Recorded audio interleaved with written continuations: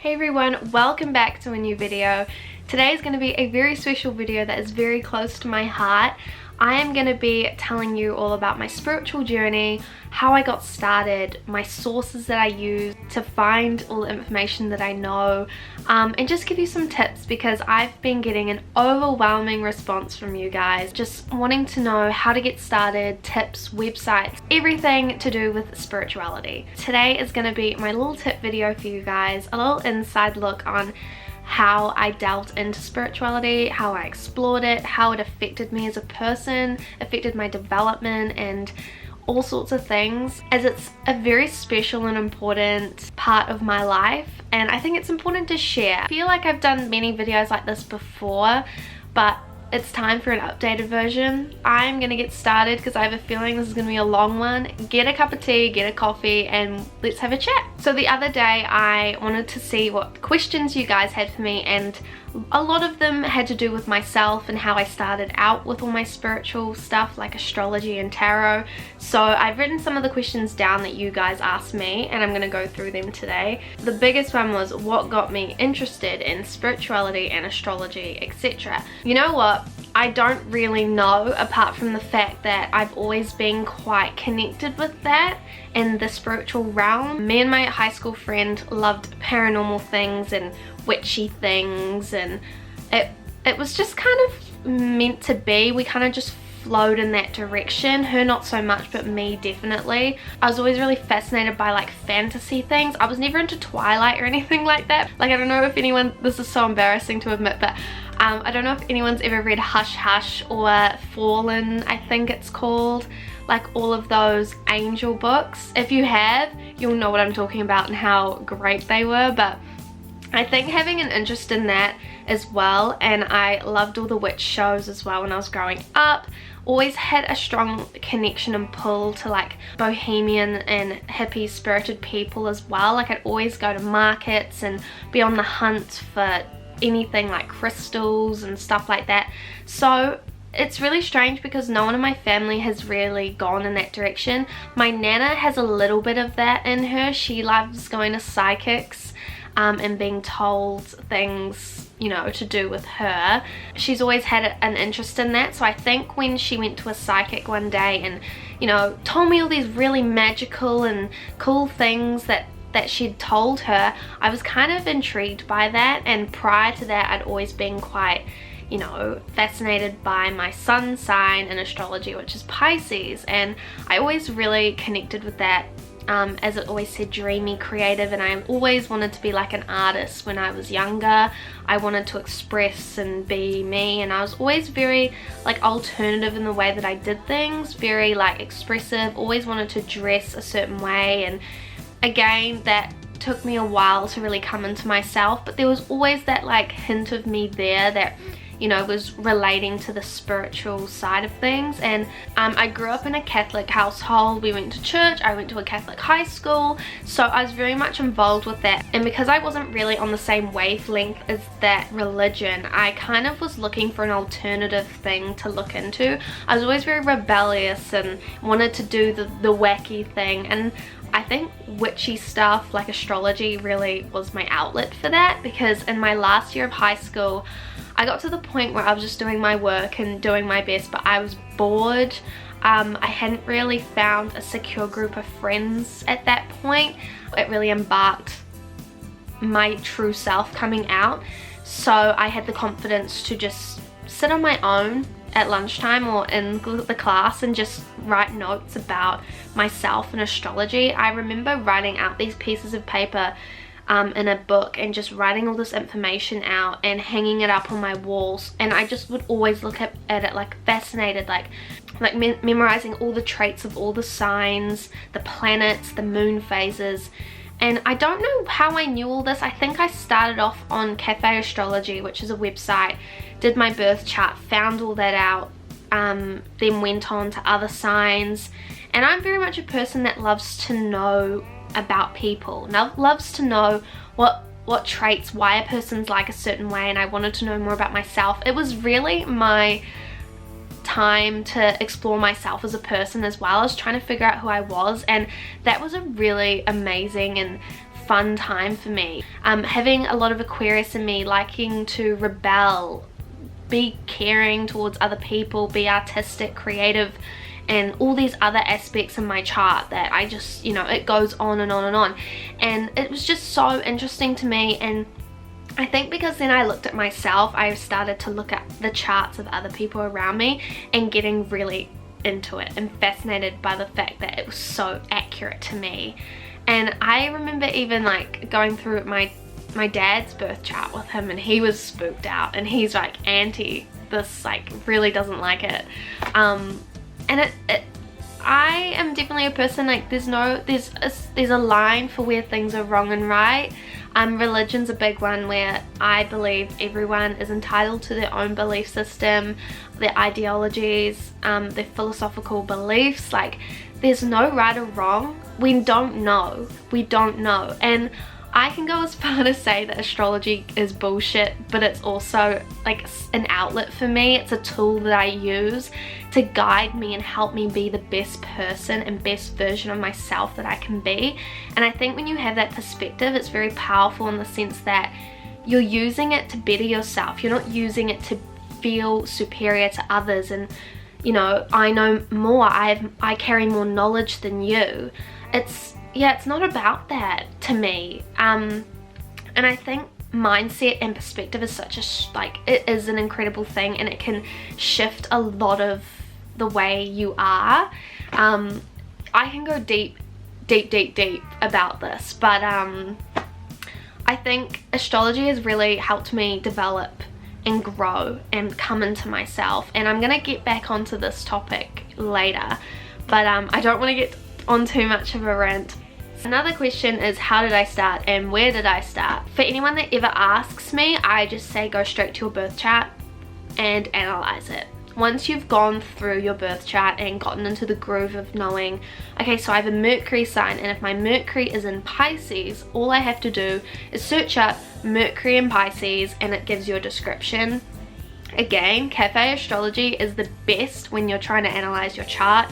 It has everything. It is so great, and you can go on like your North Node. It has all the information you need, and again, it's not hard to just click off and go onto a different website. Take everything with a grain of salt. For me, I have a mutable sun sign, which means I'm used to things coming to an end and I'm used to changes happening.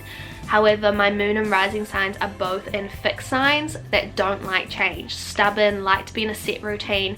So they're two things that contradict each other, and you might come across that a lot when you're looking at your birth chart. It's up to you what you take from it. My best version of myself, I believe, is when I'm going with the flow, but there's times where I need stability that, you know, I know that it's right and I'm doing it for the right thing. So I can be a bit of both. I definitely say I'm more fixed than mutable, but when I'm being mutable, I have more fun and I'm, you know, my personality is shining out. So you're gonna go through parts of your birth chart, you're gonna learn all these aspects, and I know there's so much to learn, but it's up to you whether you learn it or not. Huge Aquarius trait for me is when I'm interested in something, I have to know every little bit of information about it. So many people are like, how do you know so much? Like, I don't understand. Everything is self-taught. My passion and love for it is what stems all my knowledge. So much more to know, and I'm always learning. And again, like, learning is a big part of my day-to-day life. I love to learn, I love to know new things, and I like to expand my mind. I'm a deep thinker. I love thinking, and when I have so much thoughts going on in my head, I have to journal and get it all out because I get confused. I love to lay all my information out and realize and come to conclusions, especially when I'm exploring myself and being like, well, I'm like this because of this. And a lot of people can be in denial about the bad traits of themselves. Like, for example, I'm an Aries Mars, and your Mars sign is your sex, drive, and energy to do things. Aries is very impulsive, does things without thinking, flares up, gets a bit angry a little bit too easily, but also gets over things very quickly. So there's aspects of that that I don't like, but I know that how to maintain it and control it, because if it's an aspect of me that I don't like, it's up to me to change it. And I think it's also a good thing because it really does highlight flaws. There's no bad sign or good signs. It's just how you integrate the traits that you have into a way that you're a better person from it, if that makes sense. Start off with your birth chart and go from there, and you'll start to get into the groove of things. And I will let you know all my sources as well in a second. I'm gonna list everything down below because I have lots of sources that are my go-tos and some other ones that I go to here and there. My advice for people wanting to delve into spirituality is you have to feel it out. This is such a Pisces thing of me to say, but it's true. Spirituality is all about how you feel, how you react to things, and you know what feels right. There's no right or wrong spirituality because you're exploring yourself, you're exploring the meanings and deep thoughts within you, connecting to a higher being. It's just to a point where you come more connected with your environment, the things around you. I really think spirituality has increased my awareness as well. I can read people really well, I can read situations really well, and that's not to say I can do it all the time because there's points where I'm, you know, not the best, but it really has shifted my awareness, and I'm picking up on things I never really used to pick up on, and not only within myself but with other people, and it does help me to choose how to react to it in a sensible way. I am not gonna lie, I don't do everything perfectly. There's moments where I can get into an argument with someone and look at it back and go, that was stupid, but that's how I was feeling in the moment, and I'm not gonna change that type thing. And all you can do is look back on it and reflect from it and be like, well, what could I do next time? You might do the same thing all over again, but that's just you, and you can't, there's no excuses for that apart from that's just who you are. As long as you're looking at it from a growth perspective, that you know that you can do better, you can improve, you can figure more things out about yourself and explore yourself more, then that's the best you can do. If you're limiting yourself, see, you are limiting yourself and you're not going to grow. But for everyone that's wanting to start out, you can only learn so much and go as far as what you want to. If you want to learn about something, it's all up to you. I will give you the sources that you can look into, and there's going to be things that you're going to go, what on earth is that? But like I said, I'm still learning. There's so much to learn. I've got a lifetime. I've only really been researching and, you know, feeling my way around my spirituality since beginning of 2017. I remember that year I went to a psychic. You experience these things for a reason, and I almost cancelled on my psychic appointment. Is it an appointment? Because I was scared, and I thought, what am I scared of?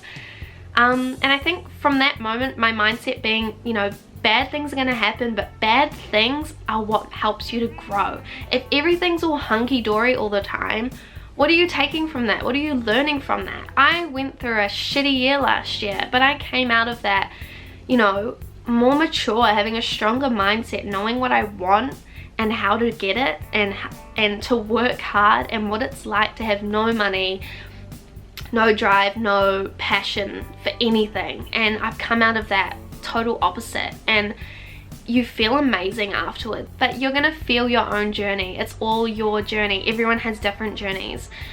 You're gonna probably delve into something different. Maybe I've, you know, found interest in tarot. Took me a while to get my head around it, but I just love it, and it's definitely a skill of mine that I want to pursue and possibly take up in the late future.